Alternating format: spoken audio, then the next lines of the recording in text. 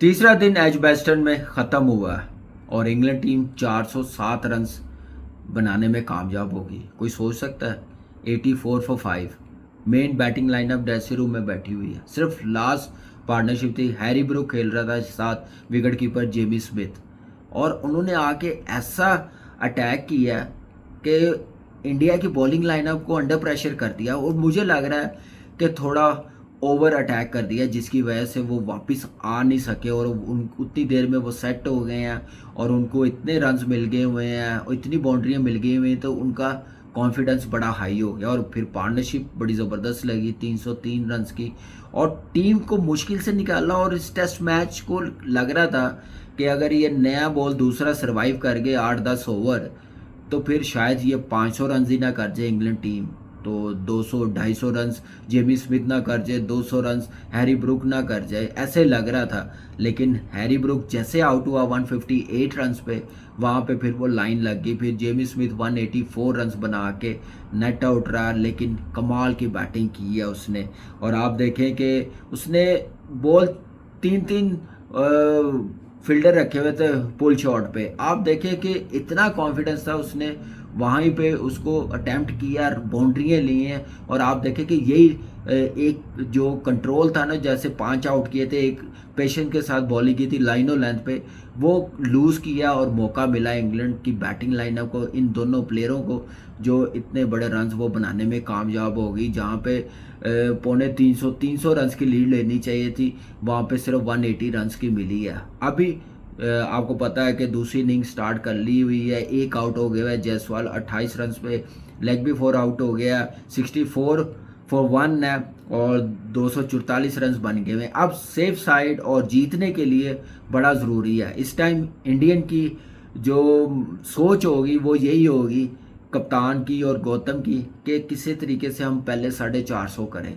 450 T से पहले करें, क्योंकि 150 रन और करनी है तो 400 हो जाना है। तो टी से पहले टी तक हम एटलीस्ट 450 करें। आखिरी जो मेरे ख्याल से 15-20 ओवर्स इंग्लैंड टीम को ज़रूर अंदर लाना चाहिए। अगर ये टी तक सर्वाइव कर गए, 450 हो गए, तो फिर ये इंग्लैंड टीम के लिए बड़ा मुश्किल हो जाएगा इतने रन चेज करना। फिर मेरे ख्याल से इंडियन टीम 450 से ज़्यादा रन बनाने में कामयाब हो जाएगी, के राहुल जैसे खेल रहा है। लेकिन जेमी स्मिथ ने जो बैटिंग की है, आप देखें कि लंच से पहले उसने अपना 100 कंप्लीट किया, रिकॉर्ड बनाया 81 बॉलों पे 100 ओवर, 100 स्ट्राइक रेट के साथ। उसके बाद 150 उसने ओवर 100 स्ट्राइक रेट के साथ किया। हैरी ब्रूक ने 158 रन्स बनाए हैं, कमाल की बैटिंग की है दोनों ने, 303 रन्स की बहुत बड़ी पार्टनरशिप है, बहुत बड़ी परफॉर्मेंस है। और टेस्ट मैच इसी को कहते हैं कि आप होप लूज़ ना करें, लड़ते नज़र आएँ और गिव अप ना करें। तो वो इंग्लैंड टीम आपको पता है इस वक्त दुनिया में मानी जाती है बैटिंग में, और उन्होंने वो साबित करके दिखाया। इस पार्टनरशिप ने पहला टेस्ट मैच जैसे जीते हैं, वो नज़र आया कि पौने 400 रन फोर्थ इनिंग में बनाना कोई इजी काम नहीं है, बड़ा मुश्किल काम है। लेकिन इंडिया की तरफ से जैसे सिराज ने 6 विकेटें ली हैं, वो बड़ी ज़बरदस्त बॉलिंग की है, 70 रन दे के। रिदम आप देखें, बुमराह की जगह रिस्पॉन्सिबिलिटी लेनी, सीनियर बॉलर है, आउट करना बड़ा ज़रूरी। कल जो उसने पहला ओवर किया ना, वहाँ से मुझे लग रहा था कि ये आउट करेगा, जिस पैशन के साथ इसने ओवर किया है ना, और क्या लाइनों लेंथ और स्विंग भी मिला, तो मुझे लग रहा था कि ये इस टेस्ट मैच में करेगा, और 6 आउट किया। और आकाशदीप ने पहले ओवर के बाद आप देखें मैच्योरिटी और सम गेम अवेयरनेस इसको कहते हैं, कि आप देखें कि पहले ओवर में 2 चौके खाए, उसने कहा नहीं यहाँ पे स्लिप नहीं लगेगी, और थोड़ा सी लेंथ खींचनी पड़ेगी, और खींचा और उसमें कामयाब हो गया। एक्सीलेंट बॉलिंग रही है। अब आपको पता है कि करुण नायर 7 पे खेल रहा है, केएल राहुल 28 पे खेल रहा है। ये रन्स करने बड़े ज़रूरी, पार्टनरशिप लगानी बड़ी ज़रूरी। परफेक्ट पिच है टेस्ट मैच की, कोई ब्रेक नहीं हो रहा, इतना स्विंग नहीं मिल रहा, तो करुण नायर के लिए मेरी ख्वाहिश है कि ये रन्स करे जी। इसने बड़ा वेट किया, 300 करने के बाद टीम से बाहर हुआ है, डोमेस्टिक में रन्सों के हम बाहर लगाए हैं, और इतना टैलेंट है, इतना प्लेयर है, इसकी जगह पक्की होनी चाहिए। और इसको बेस्ट मौका है कि ये अपना 70-80-100 करे और अपनी जगह पक्की करे नंबर 3 पे। इंडियन टीम में खेलना और इतने अरसे बाद कम बैक करना मेरे ख्याल से बहुत बड़ी अचीवमेंट है। क्या टॉप का सिस्टम है, इतना बड़ा बॉलर है, लाइनें लगी हुई हैं। आपको पता है कि बैकअप प्लेयरों की, तो ये बेस्ट मौका है, ये इससे अच्छी पिच नहीं मिल सकती करुण नायर को, और मौका भी है, थके हुए हैं, बिल्कुल आप कह सकते हैं कि इंग्लैंड टीम की बॉलिंग लाइनअप ऐसी है कि किसी टाइम भी गिर सकती है और आउट करने वाली नहीं है, और बस थोड़ी समझदारी के साथ खेले, और खेल अभी तक अच्छा रहा। अब देखते हैं कि कितना टारगेट बनाते हैं। आपको पता है कि पाकिस्तान में कैंप लगा हुआ है और लास्ट डे था आज, और ये कैंप बिल्कुल लगने चाहिए और ऑफ सीज़न में लगने चाहिए। लेकिन इस कैंप में जो हमने देखा, जो मैंने देखा ना, उस चीज़ से मैं बड़ा खुश हुआ हूँ। आके जो इन्होंने भी कहा कि हम 6-7 दिनों में क्या बता सकते हैं, क्या सिखा सकते हैं। एक बेसिक जो चीज़ें हैं ना, ये प्रैक्टिस, ये एनवायरनमेंट आप सेट करेंगे ना प्लेयरों के लिए, बुलाएंगे, तो वो ऑटोमेटिकली उसमें से सीखेगा। उसको पता होगा कि मुझे कोचिज़ ने क्या बताया, मेरी क्रिकेट की बेहतरी के लिए, मेरी स्किल के लिए मैंने क्या करना है, उस चीज़ को मैंने कैसे बेहतर करना है। जैसे नए प्लेयरों को बुलाया, तो इस टाइप के कैंप होने चाहिए। ये जो कोने लगा के आप शेडो प्रैक्टिस करेंगे, वो स्कूल के बच्चों की कोचिंग में बार बार कहता हूँ कि वो इंटरनेशनल प्लेयरों की नहीं है, डोमेस्टिक प्लेयरों की नहीं है, वो अंडर 10 के बच्चों के लिए होती है, कि उनकी बेसिक जो स्टार्ट होता है वो ऐसे करवाया जाता है। तो इनको आप इस एनवायरनमेंट में डालें जो आपने मैच करवाया। इमरान फरद बैटिंग का समझा रहा है, वहाब रियाज बॉलिंग का समझा रहा है, रेहान आप देखें बॉलिंग उधर कोच है, स्पिन बॉलिंग का अब्दुल रहमान है। तो ये सारी चीज़ें चलती हैं, तो फिर जाके कैंप अच्छा लगता है। ऑफ सीजन में लगाना चाहिए और 2 महीने का लगाना चाहिए। इतना टाइम है क्या करना। ठीक है, T20 की टीम अलग है और आप उसका कैंप लगाए।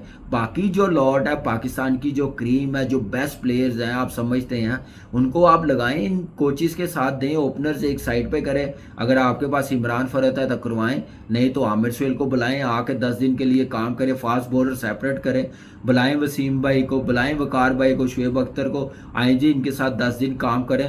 तो वो 2 महीने की एकेडमी लगाएं। मिड ऑर्डर बुलाएं जी, यूनुस खान को मोहम्मद यूसुफ के हवाले करें 10 दिन के लिए, जो बेसिक जो मेन चीज़ें वो बताएं, काम करें। और बुलाएं जी ऑलराउंडर अब्दुल रज़ाक को, अजहर महमूद को दें, आप इनके साथ काम करें, अपना एक्सपीरियंस शेयर करें। आप क्यों इतने अच्छे पाकिस्तान के ऑलराउंडर से आप बताएं। आप इन ऑलराउंडर को स्पिन बॉलिंग में आप बुलाएं, सकलैन मुश्ताक को बुलाएं, सईद अजमल को बुलाएं, अब्दुल रहमान साथ ही है उनके हवाले करें। ऐसे कैंप डिवाइड करें, ऐसे ग्रुप बनाएं, फिर जाके फ़ायदा होता है। आप कैंप लगा लेते हैं ड्यूरिंग सीजन, आप मुझे बात बताएं कैसे आप अपनी क्रिकेट बेहतर कर सकते हैं। तो ये अब काम करने का, ये अब आकिब जैद साहब आए हैं, उनको आइडिया, अकेडमीज चलती हैं। 2001-2 में जो अकेडमी लगी थी वो क्यों इतनी फ़ायदेमंद थी, क्यों हमें आज तक उसका फ़ायदा हो रहा है। फिटनेस उसमें, स्किल आप देखें, क्या ऐसे करवाई जाती थी, मुझे बात बताएं। जो पहला ग्रुप आया था उनको जैसे प्रैक्टिस करवाई जा रही थी, जैसे उनको शेडो प्रैक्टिस करवाई जा रही थी। ये स्टैंडर्ड है हमारे इंटरनेशनल प्लेयरों का, अभी आके इंटरनेशनल टीम में खेल के ये काम करना, तो फिर तो हमारी क्रिकेट का अल्लाह ही हाफिज़ है।